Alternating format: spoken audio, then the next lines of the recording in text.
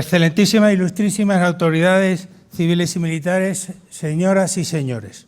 Va a comenzar el acto de presentación del libro Un paseo militar por el Museo del Prado, obra editada por la Comisión Española de Historia Militar del Centro Superior de Estudio de la Defensa Nacional y del Instituto de Historia del Consejo Superior de Investigaciones Científicas, con la colaboración del Museo Nacional del Prado y publicada por Silex Ediciones. En primer lugar, tiene la palabra el excelentísimo señor don Javier Solana Madariaga, presidente del Real Patronato del Museo del Prado.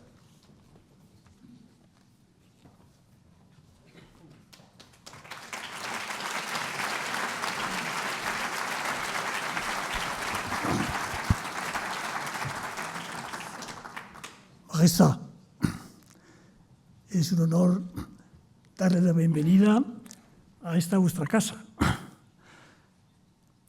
Es un placer que nos visite y nos visite también en este acontecimiento. Yo creo que este salón de actos, que ha vivido muchas cosas, tiene hoy el orgullo de tener también un sitio donde se va a dialogar sobre la paz, sobre el ejército, sobre la sociedad, sobre la cultura. Y para el Museo del Prado es un gran honor también el tenerles a ustedes aquí en este debate, digamos, de carácter militar social.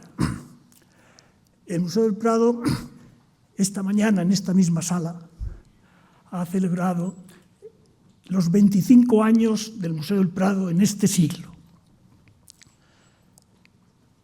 Realmente todos nos hemos quedado abrumados de cómo el Museo del Prado sigue viviendo a una velocidad y con una solvencia extraordinaria. Yo creo que es una de las grandes instituciones del país y así queremos que siga siendo. Majestad, vos sois el patrono de honor. Por lo tanto, en vos depositamos también mucha confianza para que este museo siga siendo lo que es. Hoy tenemos una conferencia, digamos, una conversación entre la defensa, el ejército, en aquellos momentos en que el ejército español estaba actuando fuera de nuestras fronteras, pero también es un momento para ver y contemplar las pinturas que se encuentran en este museo de aquellas grandes proezas españolas. El que tengamos aquí en este museo esos cuadros tan maravillosos de lo que era el ejército español en aquellos años, nos hace a todos muy felices. Que esa conversación se produzca aquí en el Museo del Prado, donde muchas conversaciones de diálogo estamos teniendo con la sociedad prácticamente todos los días. Nada más, seáis bienvenidos todos. Majestad, con su permiso, vamos a empezar el acto.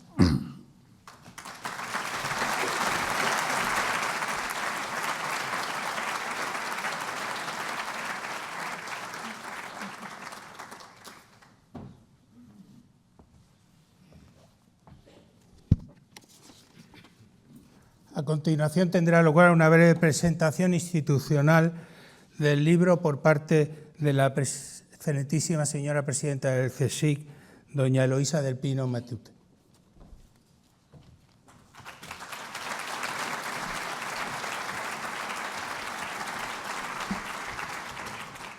Majestad, Ministro de Cultura, director del Museo del Prado, autoridades militares, compañeros y compañeras del Instituto de Historia del CSIC, que sé que estáis aquí muchos, compañeros, directora María, amigos, amigas, coordinadores y autores de este libro. Es un placer para mí estar hoy aquí. Majestad, usted conoce muy bien el CSIC. El CSIC es el principal organismo científico de investigación de nuestro país. La semana pasada alcanzamos la cifra de 18.000 personas que trabajan en cuerpo y alma por la ciencia. Estamos en todo el territorio nacional, en todas las comunidades autónomas y trabajamos en todas las áreas del conocimiento humano, en el área de materia, con astrofísica, digitalización, materiales electrónicos, en el área de vida, con todo lo que tiene que ver con el primer sector de la economía, biomedicina, biotecnología. Pero en el CSIC hay una aldea gala que representa el 8% de nuestra institución, que son las ciencias sociales y las humanidades. Y digo con toda la intención Aldeagala porque es una parte del CSIC importantísima, resistente y sobre todo muy productiva científicamente.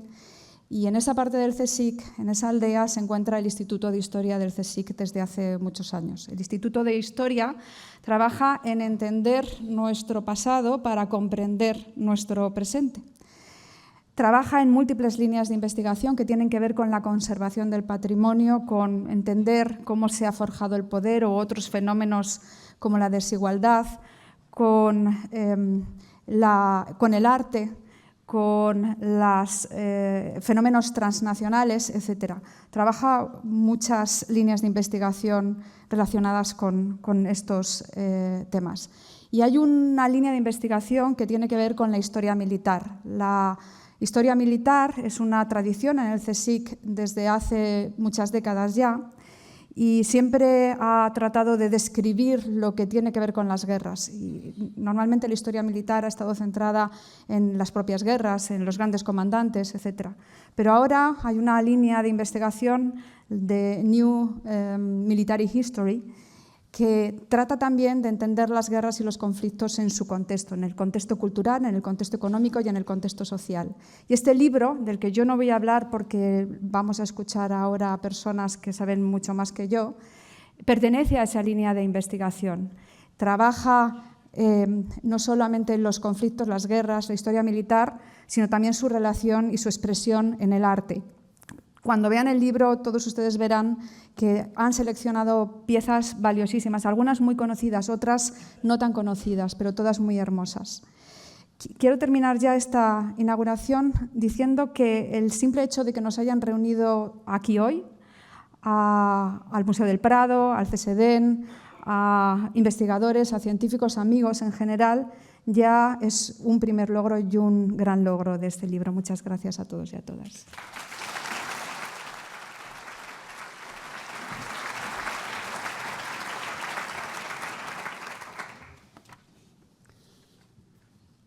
Seguidamente tiene la palabra el Teniente General Director del CSDEN y Presidente de la Comisión Española de Historia Militar, excelentísimo señor don Miguel Vallenilla y García de Gamarra, quien también presentará posteriormente a los que participarán en el coloquio, moderado por don Rubén Amón, y en el que estarán don Enrique García Hernán, uno de los coordinadores del libro, don Augusto Ferrer Dalmau y don Andrés Trapiello.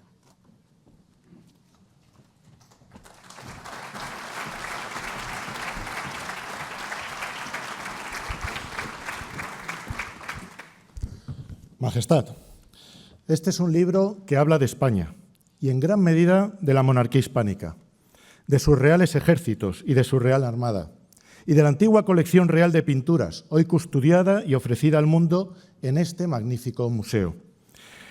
Por eso, Majestad, vuestra presencia hoy aquí en este acto no solo nos honra, da pleno sentido histórico e institucional a la obra que hoy presentamos.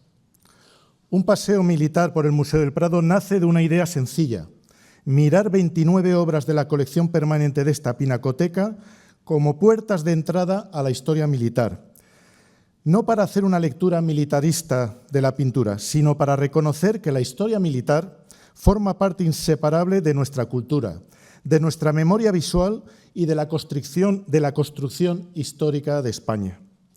Es un libro que recoge de forma hermosa una parte esencial de nuestra historia, la de España contemplada a través de algunas de las grandes obras del Prado, la de sus ejércitos y marinos, la de sus victorias y derrotas, la de sus sacrificios, sufrimientos y esperanzas, pero sobre todo la de los hombres y mujeres que han servido a España a lo largo de los siglos.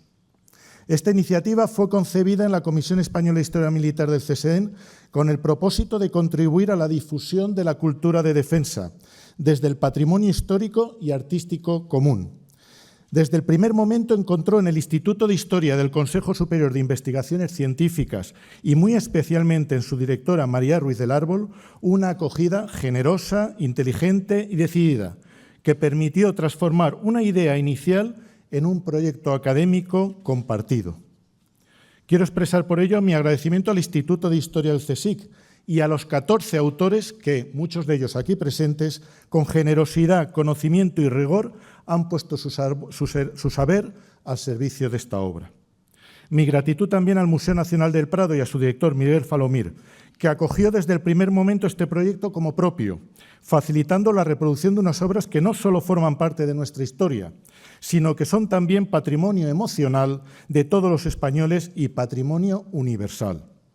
Gracias asimismo a Ediciones Siles, que ha cuidado con verdadero esmero la materialización física de este proyecto, a sus coordinadores, Enrique García Enán, al que escucharemos seguidamente, y a Sergio Ramiro Ramírez, que estará aquí con nosotros, que han dado coherencia, rigor y unidad de conjunto, y de manera muy especial al coronel Juan Ignacio Molina, que es el que está haciendo de maestro de ceremonias, alma constante y eficaz de esta iniciativa desde sus primeros pasos. Gracias, Juan.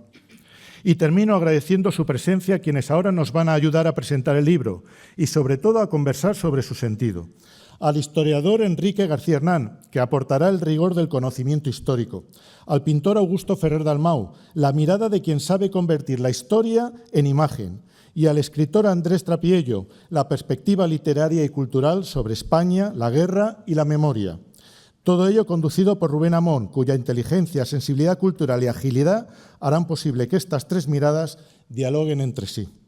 Porque esta es, en el fondo, la idea del libro, mostrar que la historia militar de España es también historia, literatura, pintura, emoción y memoria, y que contempladas desde el Prado nos permite comprender mejor no solo lo que fuimos, sino también la forma en la que hemos aprendido a representarnos y reconocernos como nación. Así que quedamos muy atentos a vuestra conversación. Rubén, Augusto, Andrés y Enrique, the floor is yours. Majestad.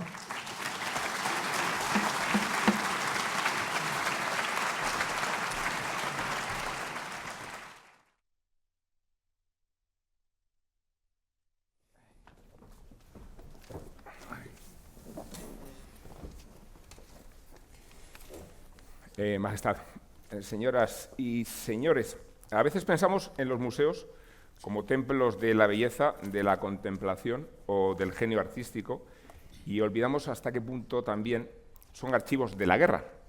Bastaría, presidente, bastaría, Miguel, recorrer las salas del museo para comprobarlo y mucho antes de que existieran los ejércitos convencionales.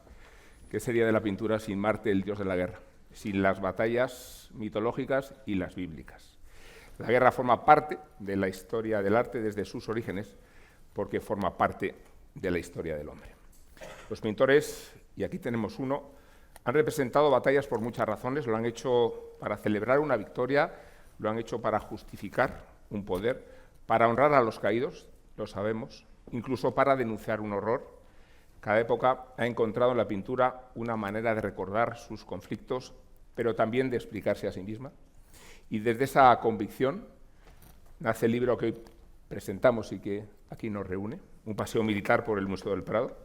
Sus autores nos proponen una idea tan sencilla como sugerente, esa de recoger la colección permanente y recorrerla, siguiendo la historia de España a través de las imágenes que mejor la narran.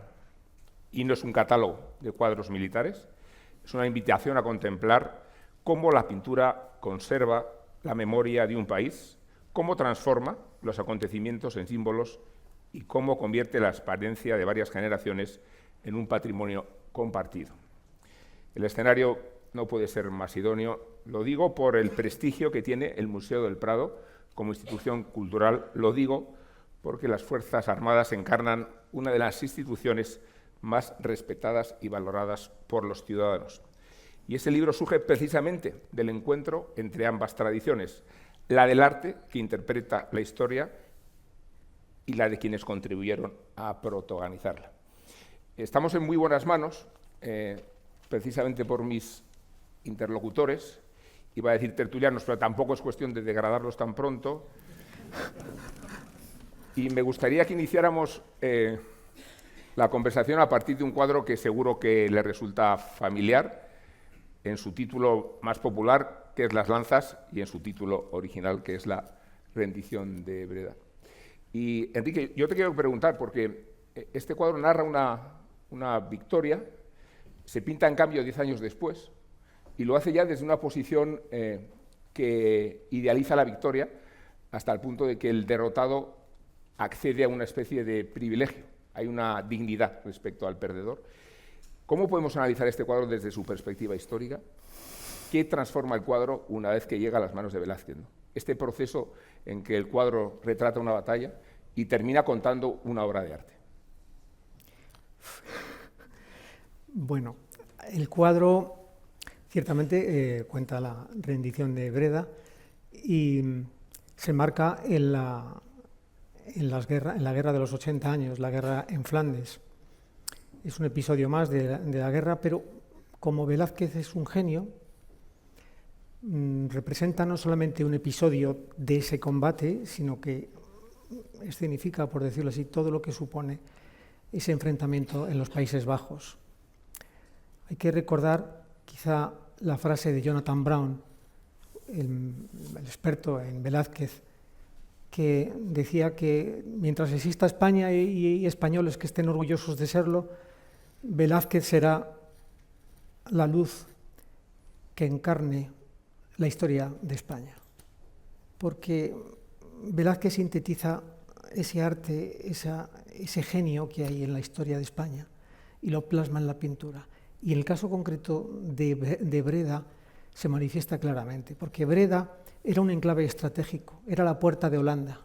Controlar Breda era controlar a Holanda. Breda era el símbolo de los Orange. Quien controlaba Orange tenía ya la victoria garantizada. Era proteger también Bruselas, era proteger Amberes. Y cuando lo pinta Velázquez, ya 10 años después, en el 35, no solamente tiene en cuenta esos 10 meses de asedio, sino que tiene en cuenta que se acaba de ganar la victoria de Nördlingen, que es un cuadro que también viene en el libro. Esa victoria la quiere reflejar también con la presencia de Leganés, que lo introduce porque Velázquez interpone diversas realidades.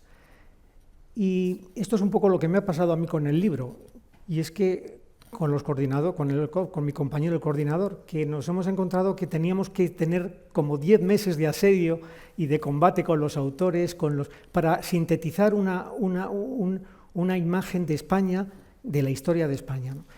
Ciertamente es un éxito y un logro presentar este cuadro como Las Lanzas como reflejo de la historia de combate, de luchas, pero también un reflejo de nuestra cultura, de lo que representa la cortesía. La cortesía, en esta victoria, como has dicho, es la cortesía, y lo dice muy bien Gracián, la cortesía es el primer y principal punto de la educación de la cultura.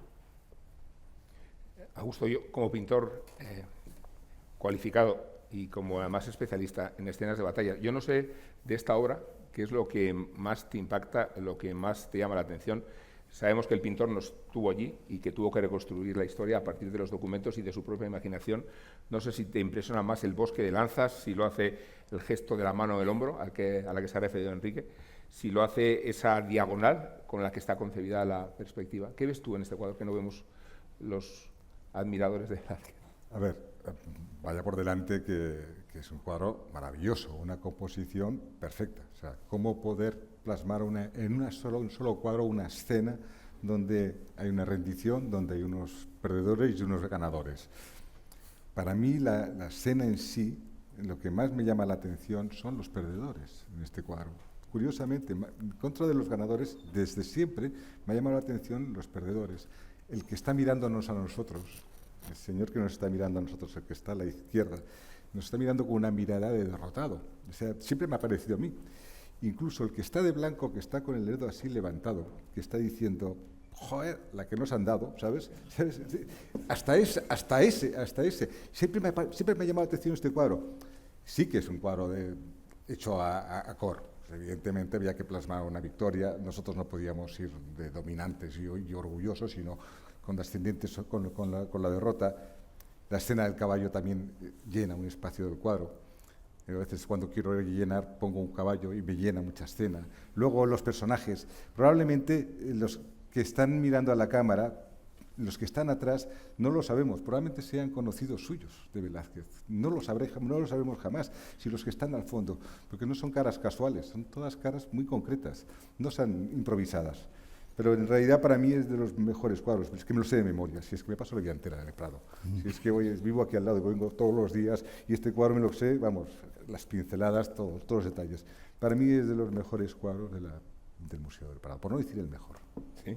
Sí, sin duda. Andrés, te conocemos por las armas y las letras. Derivada esa misma sintagma a la idea de las pinturas y la guerra, ¿qué miras tú aquí y qué es lo que ves? ¿Está el ideal de la magnanimidad en juego? ¿Es un cuadro de propaganda sobre la ejemplaridad de la victoria? ¿Qué lectura haces tú de una obra como esta desde tu perspectiva de escritor, de ensayista? Bueno, buenas tardes a todos, señor. Lo que más me ha llamado la atención, en principio, es lo de paseo militar, porque los paseos militares son buenos y malos. Hitler hizo un paseo militar por Europa, y Napoleón y Alejandro Magno también. Es decir, hay paseos militares que llevan a la cultura y hay paseos militares que llevan a la destrucción. En el Prado solo puede ser un paseo bueno, porque la historia pasada ya duele menos, además. En fin, hablando, tú dices, de la guerra, decía el doctor Marañón, las guerras civiles duran 100 años, estamos a punto de terminar la nuestra, o sea que en ese sentido estamos más tranquilos. El cuadro de historia es un cuadro problemático también, porque el cuadro de historia, como los libros de historia, como las novelas de historia, se escriben muchos años después en general, y por tanto son construcciones, son invenciones, podríamos decir, son ficciones, pero son ficciones que normalmente tienen una repercusión enorme sobre la realidad. Es decir, lo que empieza siendo una novela acaba siendo realidad.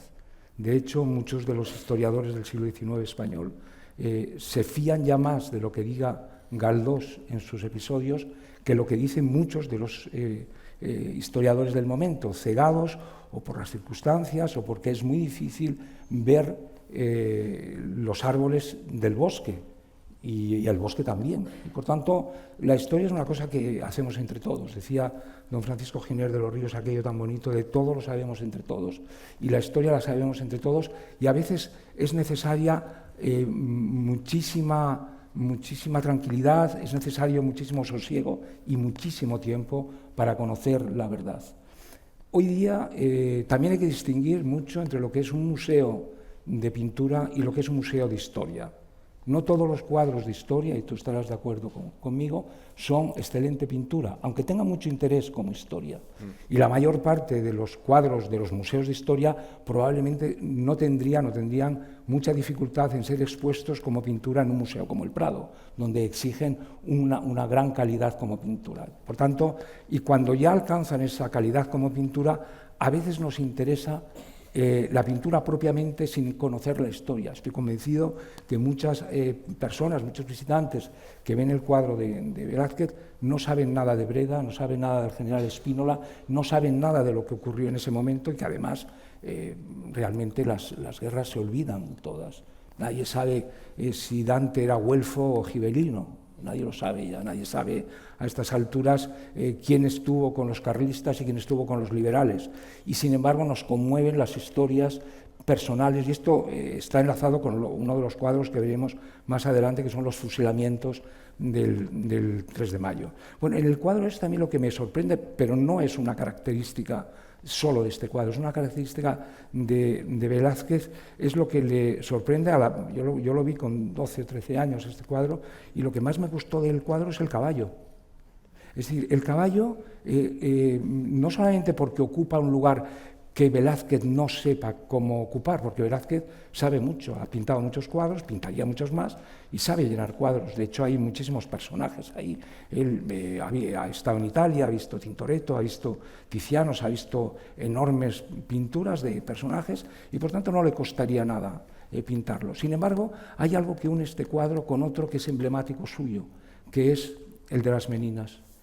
Si ustedes recuerdan, las Meninas, uno de los puntos centrales del cuadro no son las meninas, no son los reyes que se ven en el espejo, es el perro. Y el perro tiene una importancia igual que en este cuadro el caballo, que es una manera de humanizar la escena. Es decir, que se humaniza todo a través del animal. Es el animal el que vuelve humanos a los que están alrededor suyo. Es decir, la relación que establece la persona con el animal es justamente lo que le humaniza más. Y luego, lo que más me llama de la atención del cuadro es que, si ustedes observan, la inmensa mayoría de los personajes que están en el cuadro pasan absolutamente de la escena. No hay nadie que esté atento a lo que está sucediendo.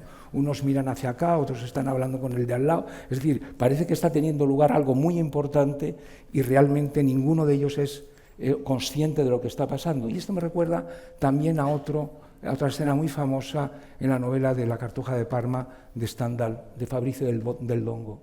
Es decir, ustedes recuerdan que es una escena maravillosa, Fabricio del Dongo, que está con la cabeza volteada por Napoleón, por las ideas napoleónicas, y ha oído que Napoleón está por Bélgica, que va a dar una gran batalla, y él quiere sumarse a las tropas napoleónicas y formar parte de la historia, del progreso, de la revolución, de las ideas de la Ilustración. Entonces llega a Waterloo, pero llega a Waterloo a varias escaramuzas subalternas y va preguntando a todos los soldados dónde está la batalla, dónde está teniendo lugar la batalla, y nadie le dice dónde está, y él está en la batalla. Bueno, todos estos personajes están en la rendición de Breda y ninguno se ha enterado de que eso es la rendición de Breda todavía, porque lo sabrá mucho tiempo después, porque la memoria es la que reconstruye nuestro pasado, legítimamente, unas veces de una manera sectaria, una vez partidista o de una manera más generosa, pero es una reconstrucción a posteriori.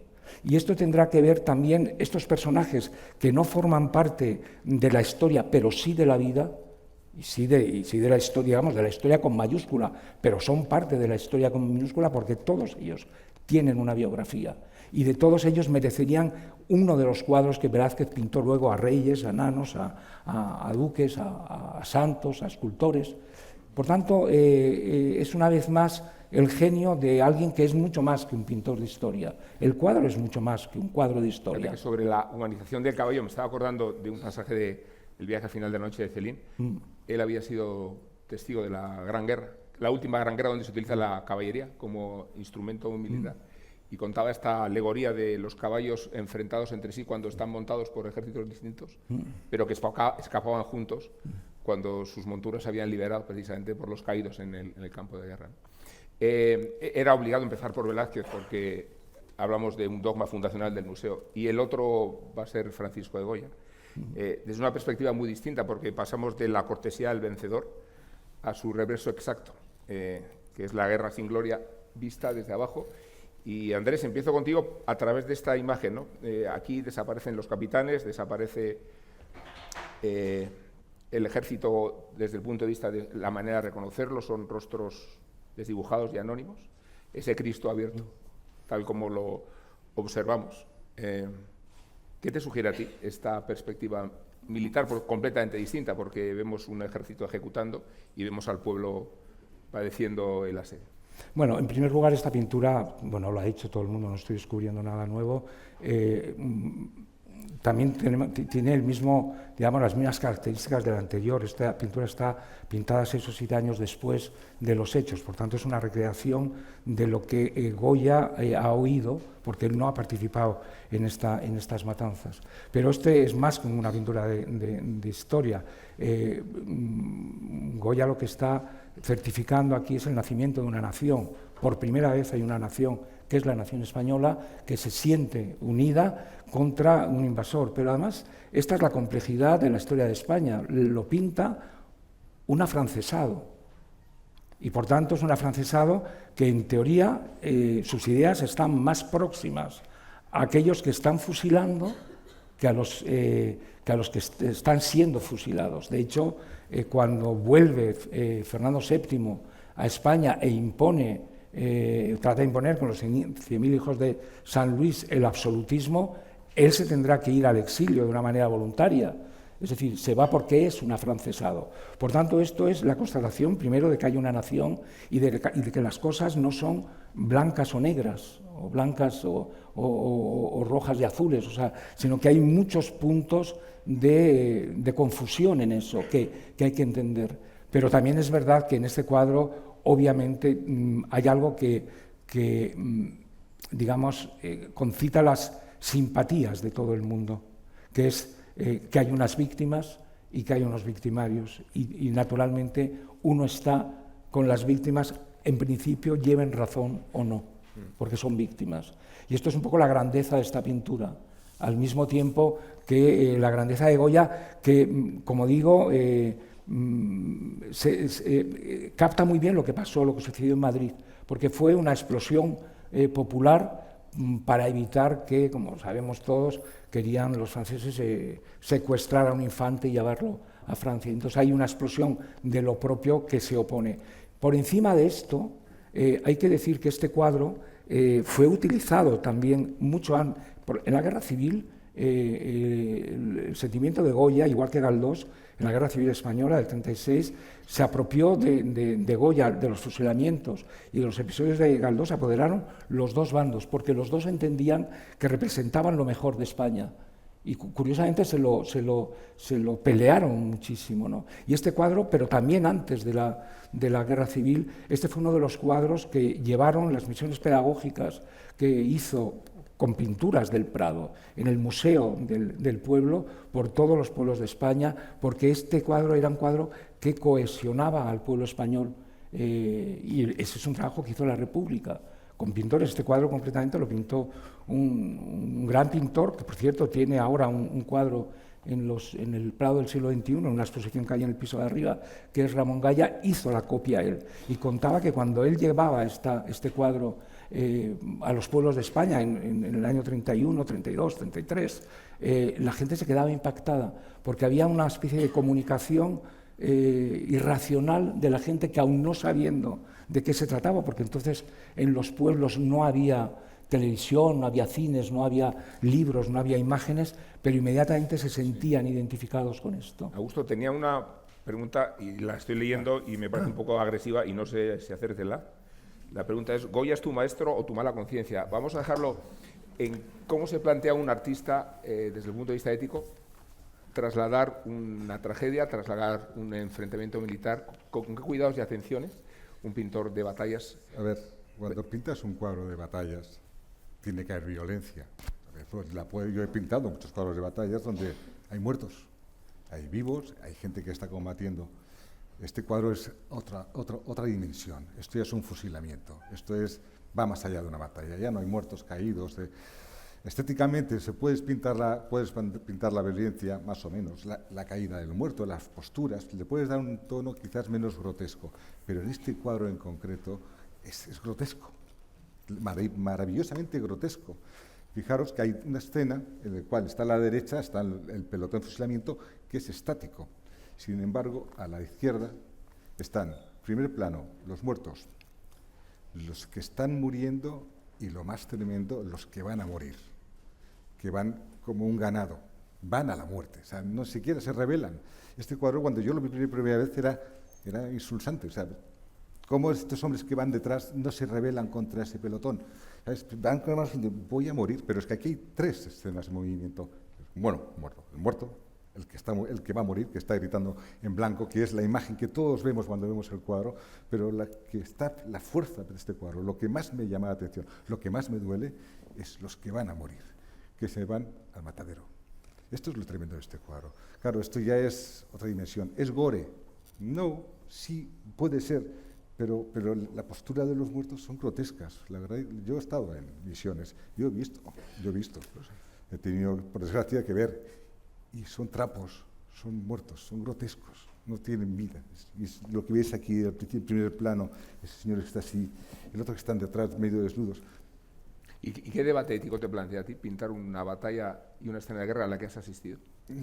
Prácticamente yo en escenas de guerra no he visto cómo mataban a otro, he visto gente caída, pero pintarlo, pues no resulta difícil. A mí me resulta complicado pintar a un muerto, no es difícil, porque no deja de ser un bulto que rellenas en el cuadro. Porque cuando haces una batalla, los muertos rellenan. En este caso, los primeros muertos de la izquierda están rellenando. Lo importante es, sobre todo, lo que transmite. Y a mí este cuadro, al margen del señor de blanco, que todos reconocemos de lejos, lo que siempre me ha impresionado de este cuadro, y que lo veo muchas veces aquí en el Prado, son los que van detrás, con las manos tapándose, que van al matadero. O sea, es que esto es lo fuerte de este cuadro, no los que están muriendo ya, los que van a morir. Enrique, el libro de que nos ocupamos trata esta obra y se plantea por qué nunca aparece en los cuadros de Goya el ejército regular, el protagonista es el pueblo en armas. La cuestión es si es por fidelidad histórica, porque es el mito fundacional del sentimiento nacional, o simplemente por la conveniencia de un encargo que se produce en 1814. Bueno, estoy de acuerdo con Andrés, lo que ha dicho al principio. Ciertamente la conciencia nacional del cuadro es evidente y Goya lo asume. Y que es verdad que la historia no son... Hay muchos grises, y en este caso Goya está lleno de grises. Él había jurado lealtad y fidelidad a Bonaparte, y lo único que quería era mantener el sueldo de pintor de cámara. Y entonces él tuvo que pasar por un proceso de depuración y lavar la imagen. Evidentemente, la llegada de Fernando VII en 1814 y presentar este cuadro podía ayudarle. Como todavía no había llegado, pidió dinero y apoyo precisamente al más constitucionalista, porque esto es una defensa de la Constitución, una gran defensa de la Constitución, porque el ejército es el pueblo, es la milicia nacional. Estos son soldados. Son soldados también. Son ciudadanos, pero son también soldados. De hecho, los matan por haber llevado armas. La orden de ejecución es por haber portado armas. Y es el pueblo en armas. Y a quien pide ayuda Goya es al único que queda de la Casa Real. La única persona que quedó en la península fue el cardenal de Borbón, y le pidió el dinero para pagar, para hacer el cuadro y el apoyo. Y el apoyo de la regencia se lo dieron a Goya, pero a Fernando VII pues no le gustó, no quedó bien, fue un poco aparcado. A mí lo que más me llama la atención de este cuadro son dos cosas. Son dos cuadros. Es el hilo conductor del caballo. El caballo de Velázquez, la grupa del caballo, y luego que decían que Goya, Fernando VII decía que Goya no pintaba bien los caballos. Los caballos aquí, que son el pueblo español o el pueblo madrileño que acaba con ellos, en fin, luego lo veremos en el siguiente cuadro. Y la otra figura que me parece maravillosa y que explica mucho si entendemos el contexto es la muerte del capellán de la Encarnación. El capellán de la Encarnación cogió un trabuco y se puso a pegar tiros, y fue una de las víctimas más famosas de este fusilamiento. Y en guiño, precisamente tanto al cardenal Cisneros como al cardenal de Borbón, le puso de franciscano y le metió en el cuadro Goya. Y ahí está con su... Y en fin, es un símbolo de lo que hizo la Iglesia, que salió en armas también, de los curas guerrilleros y del pueblo guerrillero, en fin, para la defensa de la nación. Y esto es lo que más me parece interesante del cuadro, porque aunque Goya en estos dos cuadros aparece el ejército regular, al mismo año que pinta este cuadro, el mismo mes y al mismo tiempo, está pintando a uno de los generales más famosos, al general Palafox, que también sale en el libro. Se me ha olvidado antes una idea que creo que es importante, tanto en este cuadro como en el cuadro de Velázquez. El cuadro de Velázquez, son los primeros soldados, es decir, el Quijote, como saben ustedes, Don Quijote es el último caballero y Cervantes es uno de los primeros soldados. Entonces hay una diferencia entre el guerrero y el soldado, el guerrero caballero. Y esto tiene que ver también con que todos los que están en el cuadro de las lanzas y todos los que están aquí, estoy de acuerdo contigo, son soldados al servicio de una nación, y por tanto que se someten, en este caso, a una constitución. Pero Galdós, que como saben, muy joven, es una cosa humillante para todos los escritores, porque yo creo que él no llegaba a tener 30 años, cuando empieza la primera serie de los episodios nacionales, el tercer episodio de la primera serie, que es el 19 de marzo y el 2 de mayo, está dedicado a estos episodios. Es muy joven y el protagonista de la primera serie es Gabrielillo, que es un personaje adorable, y que es un sabio al final, dice algo de lo que sí que creo, de lo que más me llama la atención a mí en estos cuadros de historia, que es que todos estos personajes querríamos conocer la historia. Y Galdós, les voy a leer la frase porque dicen, y que nos vale muy bien para todos, porque es una enseñanza de la que tenemos que obtener más de una reflexión. Pasan años y más años. Las revoluciones se suceden hechas en comandita por los grandes hombres y por el vulgo, sin que todo lo demás que existe en medio de estas dos extremidades se tome el trabajo de hacer sentir su existencia. Bueno, y aquí es donde Galdós entra, es decir, bueno, yo voy a contar lo que hay en medio, y lo que hay en medio de esta pintura de historia, que son los grandes, es decir, pues es Napoleón, es los reyes, etcétera, y por la otra extremidad, pues son el pueblo de Madrid en tanto que nación, pero lo que está en el medio son vidas humanas, y las vidas humanas, tanto en los fusilamientos como en la carga de los mamelucos, son vidas que merecen ser contadas, y en cierto modo es lo que hace Galdós, y por eso Galdós es tan admirable, es decir, que no solo porque novela hechos históricos muy famosos, sino porque sabe introducir en ellos los personajes principales, los protagonistas, que son personajes de ficción que resumen muy bien el sentimiento popular o el sentimiento general, el sentimiento humano. De hecho, han pasado 150 años o 200 años de muchos de estos acontecimientos históricos, y lo que nos conmueve en ellos no es tanto que el rey huya a Francia o que entre Napoleón en Chamartín, sino lo que nos conmueve son las historias de Araceli o de cualquiera de los otros protagonistas de la serie. Yo creo que esto también, digamos, da una dimensión humana a la pintura que por lo menos a mí es la que me conmueve. Pero humana, y en atención a los dos cuadros que hemos visto, tres con este, en realidad se percibe primero que la guerra no la queremos, pero es justa cuando un país es agredido por otro y existe el derecho a la defensa, y que existe una ética militar que cuando se transgrede produce la figura de los crímenes de guerra. Incluso en una guerra se cometen crímenes de guerra, ¿no? Me refiero a esas dos connotaciones que tenemos que tener en cuenta cuando hablamos de un conflicto militar. Sí, pero es importante porque esa ética a la que te refieres, el caballero, la caballería la tienen clarísima. Es decir, las leyes de la caballería no se las salta nadie. Y en cambio, cuando se pasa del guerrero, caballero, al soldado, se inicia, digamos, lo que es la picaresca, es decir, los códigos ya no se respetan tanto, ¿no? Y por tanto, que un soldado mantenga el código nobiliario o noble del caballero es, en fin, el sumo de la cortesía, diríamos. O sea que no hay nada más meritorio que un... Esto es muy importante, y el trasvase son las ordenanzas. O sea, lo que recogen las ordenanzas es no simplemente cómo hay que administrarse, sino son valores.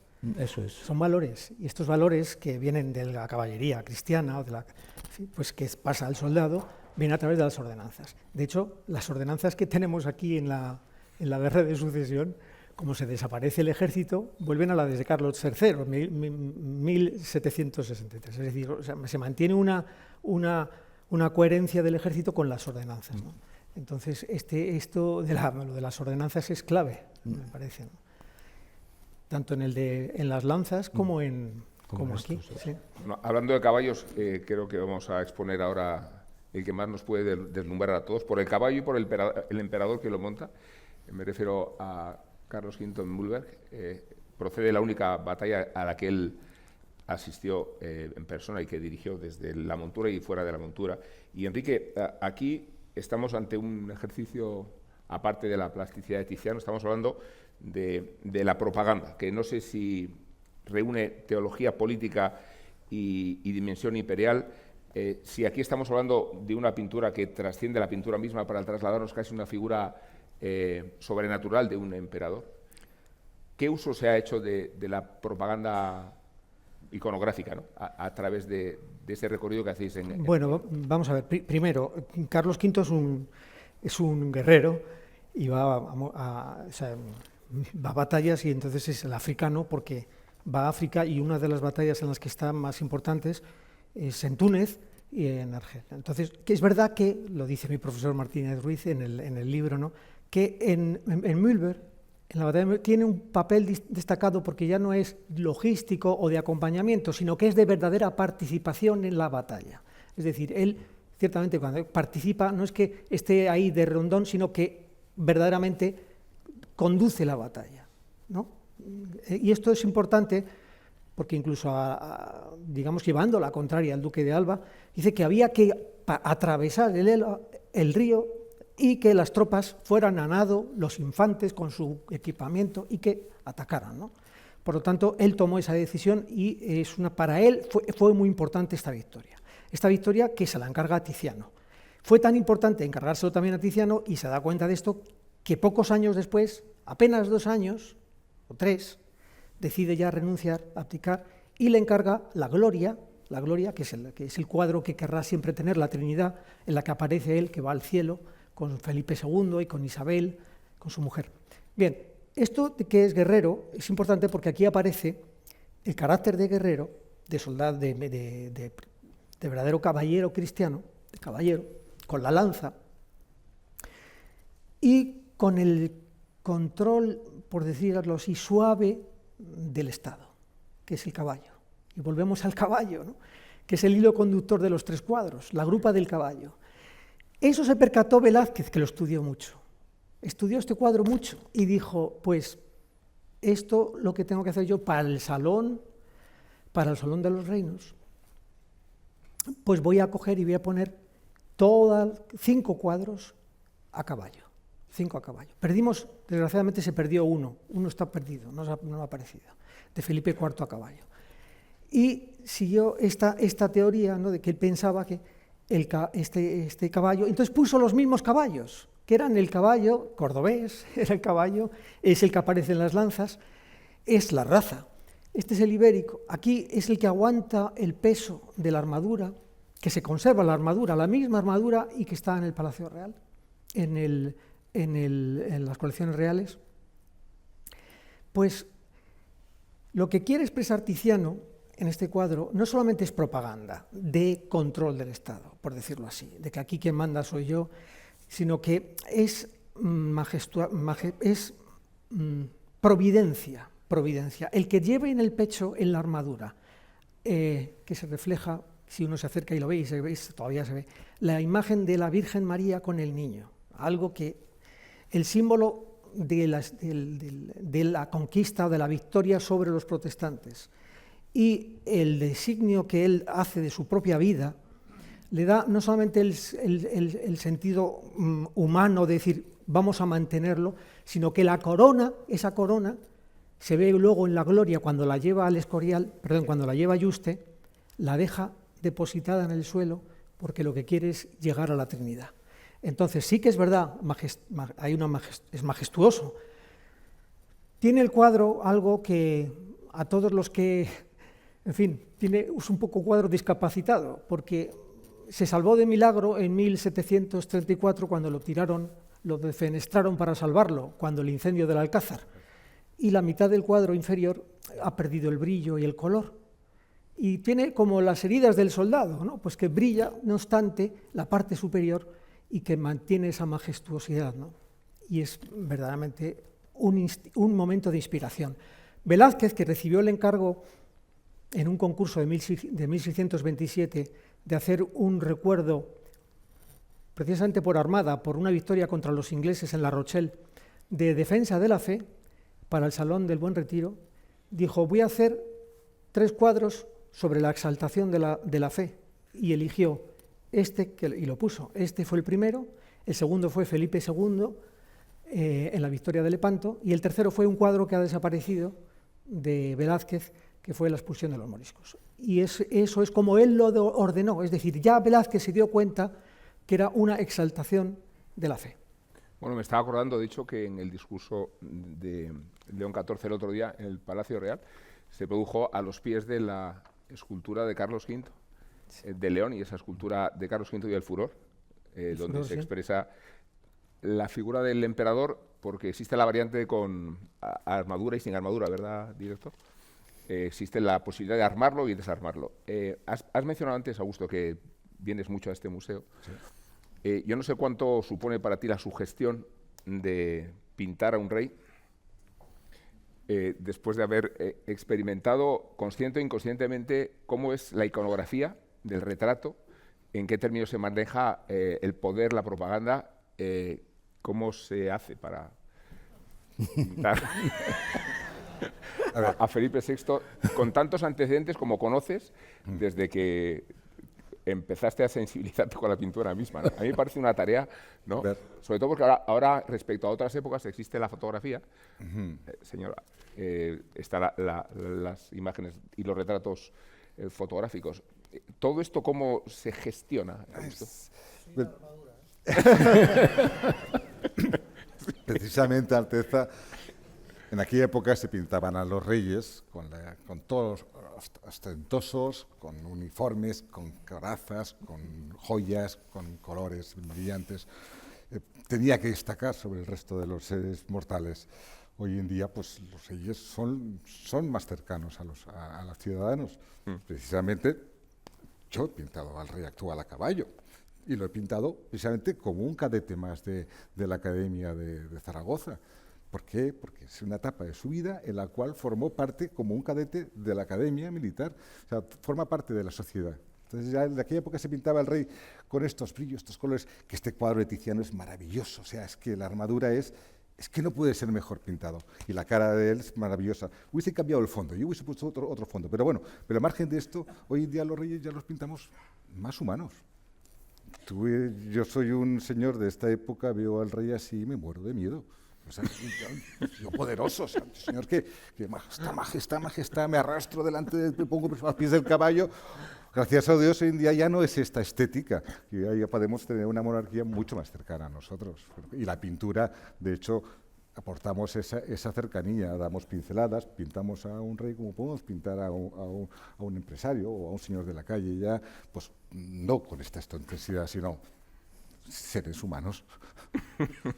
A ver, ¿qué ves tú? ¿Está más o menos he salido del paso? ¿Qué ves en el cuadro? Bueno, en el cuadro vemos, en primer lugar, una de las frases célebres de Tiziano, acaso la más célebre, que decía: el atardecer es la hora de la pintura. Y por tanto, este es un cuadro muy melancólico, de un emperador muy melancólico y único en la historia. No hay que olvidar que es un hombre que abdica, todavía con muy buena salud, que se retira en Guadalupe, que se lleva a sus Tizianos, justamente, sus cuadros, algunos íntimos, que ahora vemos en el Prado, algunos de los desnudos, que se dedica a componer relojes, que es una imagen también enormemente de la melancolía y del paso del tiempo, y a pescar tencas y carpas que le ponen en el estanque. Pero lo que me voy a referir son a dos cosas únicamente de este retrato. Este retrato, para la inmensa mayoría que lo ve, le sucede lo mismo que cuando oye una ópera y no reconoce la letra, y en cambio le conmueve mucho la música.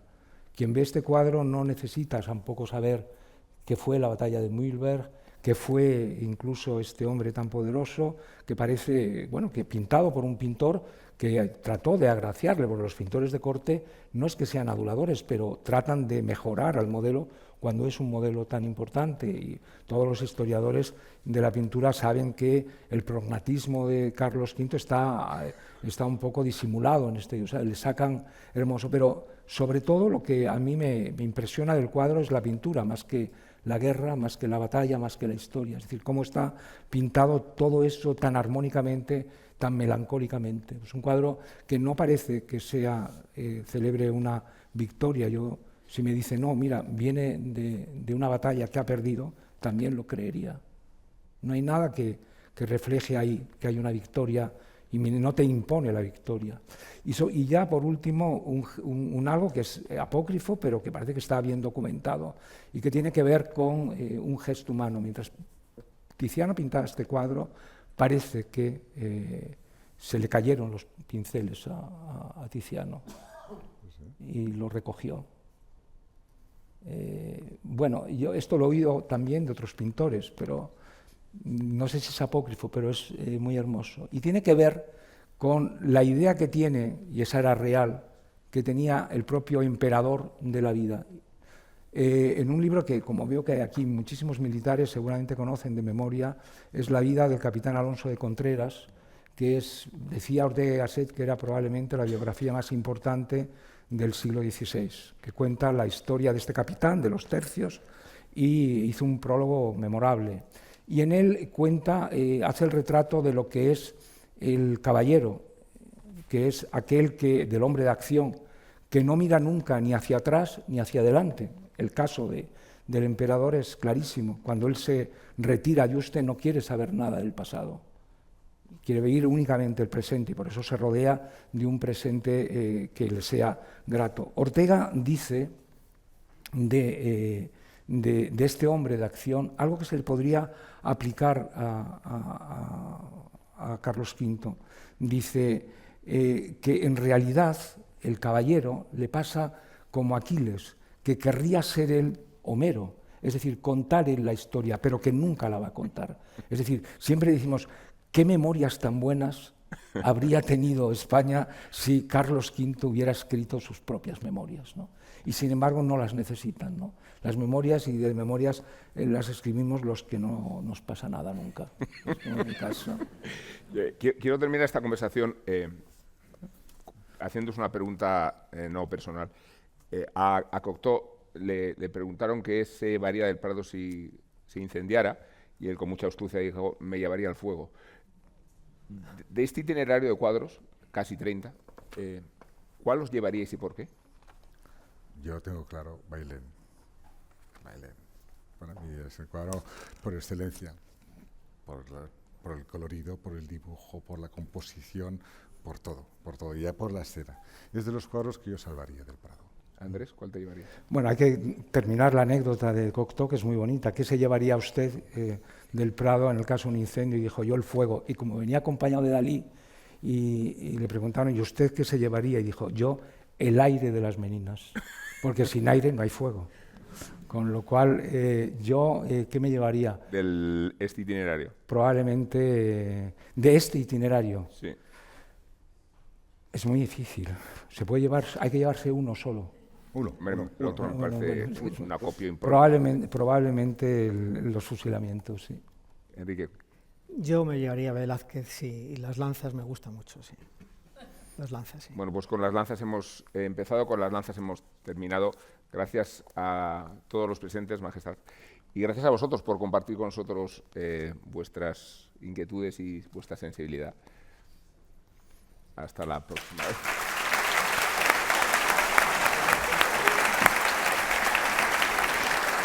Bueno.